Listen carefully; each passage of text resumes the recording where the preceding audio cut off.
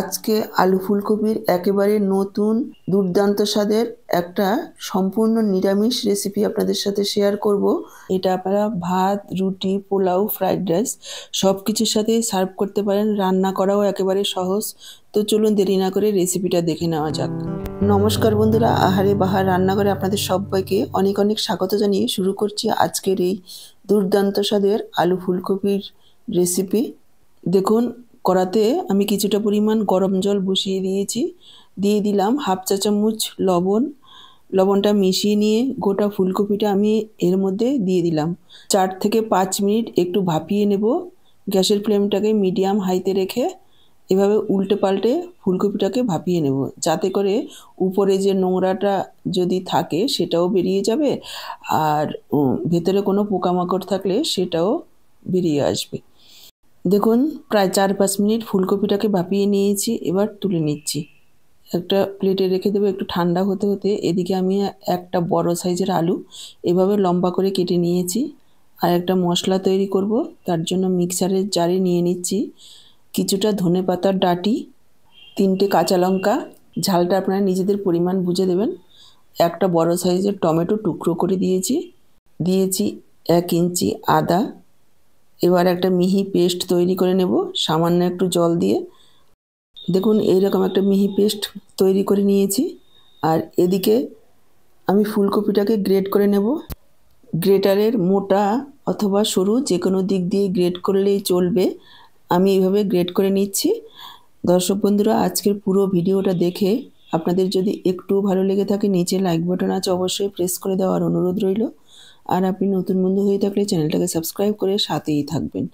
Bell বাটনটা all করে দিলে আমার দেওয়া নিত্য নতুন রেসিপির আপডেট সবার আগে আপনাদের কাছে পৌঁছে যাবে। দেখুন, পুরো ফুলকপিটাকে এভাবে ঘুরিয়ে ঘুরিয়ে গ্রেট করে নিয়েছি। আর মাঝখানের যে ডাঁটগুলো ছিল সেটা ফেলে দিচ্ছি। এদিকে গ্যাসে কড়াই বসিয়ে দিয়ে দিলাম 2 টেবিল চামচ পরিমাণ সরষের তেল। দিয়ে দিলাম কেটে রাখা আলু। তেলটা গরম হয়ে যাওয়ার পর আলুগুলোকে ভেজে নেব। পরিমাণ মতো একটু লবণ দিলাম।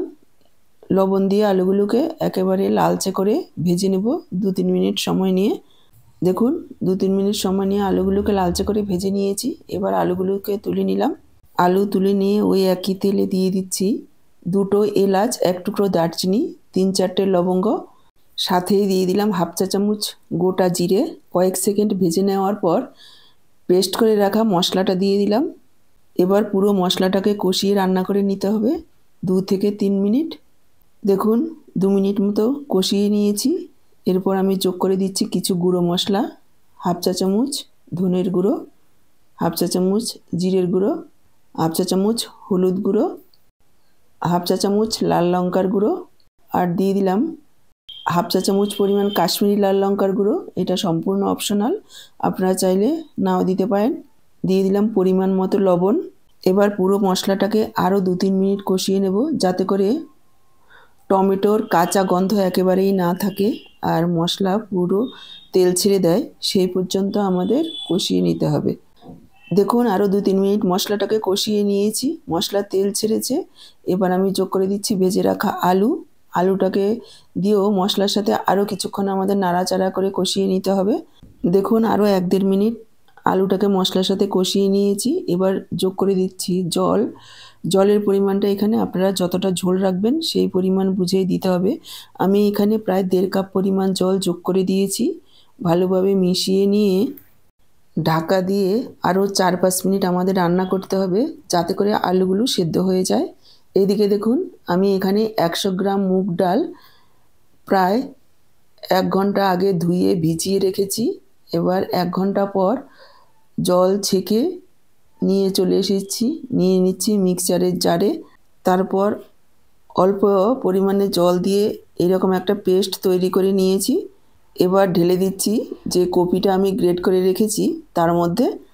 সাথেই দিয়ে দিচ্ছি কিছু গুঁড়ো মশলা, একটু হলুদ গুঁড়ো দিয়ে দিলাম, হাফ চা চামচ জিরের গুঁড়ো, হাফ চা চামচ গরম মশলার গুঁড়ো, একটু লঙ্কার গুঁড়ো দিয়ে দিলাম।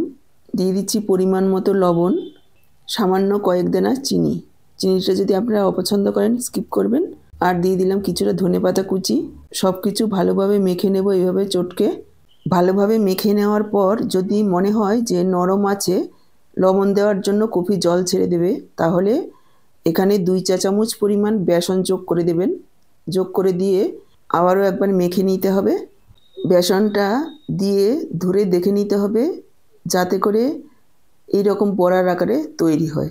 ব্যাস, তার থেকে একটু নরম হলে অসুবিধে নেই। 2 টেবিল চামচ পরিমাণ সর্ষের তেল গরম করে নিয়েছি।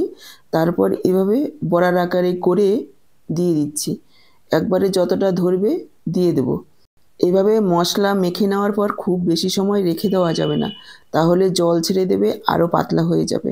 মেখে নেওয়ার সাথে সাথেই এভাবে বড়া ভেজে নিতে হবে। আপনারা চাইলে গোল চ্যাপ্টা যেমন খুশি তৈরি করে নিতে পারেন। আমি এখানে এভাবে চ্যাপ্টা চ্যাপ্টা করে তৈরি করে নিচ্ছি। যতটা ধরবে দেওয়ার পর 1 থেকে 1.5 মিনিট একটু অপেক্ষা করব। গ্যাসের ফ্লেমটাকে মিডিয়াম লোতে রেখে তারপর এভাবে উল্টে দেব। উল্টে পাল্টে বড়াগুলোকে একেবারে লালচে মুচমুচে করে ভেজে নিতে হবে। বড়াগুলোকে উল্টে পাল্টে একেবারে মুচমুচে করে ভাজবেন। চাইলে আপনারা গরম ভাতে প্রথম পাতে এভাবে বড়া দিয়েও খেতে পারবেন, কাঁচা লঙ্কার সাথে খেতে ভীষণই ভালো হয়। অথবা সন্ধেবেলা চায়ের সাথে স্ন্যাক্স হিসেবেও খেতে পারেন ফুলকপির পকোড়া এইভাবে। কিন্তু আমি আজকে ঝোল তৈরি করব।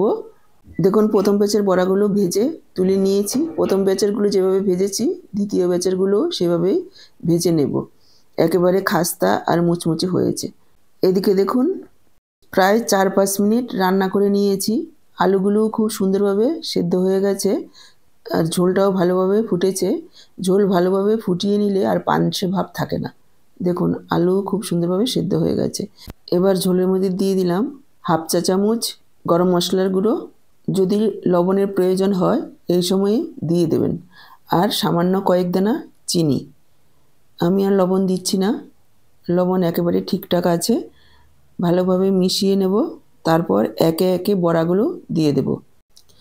বড়াগুলো দেওয়ার পর ঢাকা দিয়ে আরও 3-4 মিনিট রান্না করে নিতে হবে আমাদের। দেখুন, ঢাকা দিয়ে আরও 3-4 মিনিট রান্না করে নিয়েছি। গ্যাসের ফ্লেমটাকে মিডিয়াম লোতে রেখে এবার এর মধ্যে দিয়ে দিচ্ছি 1 চা চামচ ঘি। যেহেতু ঘিটা একটু চাকা, গলালে পরে 1 চা চামচের থেকে বেশিই হবে। মিশিয়ে নেব আরও একবার। আর দিয়ে দিচ্ছি কিছুটা ধনেপাতা কুচি।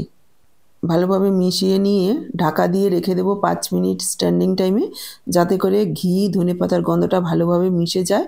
5 মিনিট পর ফিরে আসছি। যেহেতু সম্পূর্ণ নিরামিষ, পেঁয়াজ রসুন ছাড়া একটু ঘি দিলে খেতে ভালো লাগবে। দেখুন, 5 মিনিট পর ঢাকাটা তুলছি। মাছের ঝোলের থেকে কোনো অংশে কম নয়, খেতেও অসাধারণ হয়। বন্ধুরা, একবার হলেও এইভাবে খেয়ে দেখবেন।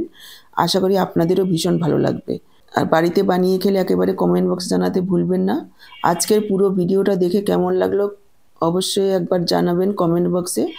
ভালো লাগলে অবশ্যই একটা লাইক করবেন, প্রচুর প্রচুর শেয়ার করবেন। আর আপনি নতুন বন্ধু হয়ে থাকলে চ্যানেলটাকে সাবস্ক্রাইব করে সাথেই থাকবেন। আজকে এই পর্যন্ত, আবার দেখা হবে নতুন কোনো রেসিপির সাথে। সবাই ভালো থাকুন, সুস্থ থাকুন। আপনাদের সবার সুস্থ থাকার শুভকামনা জানিয়ে এখানেই শেষ করছি।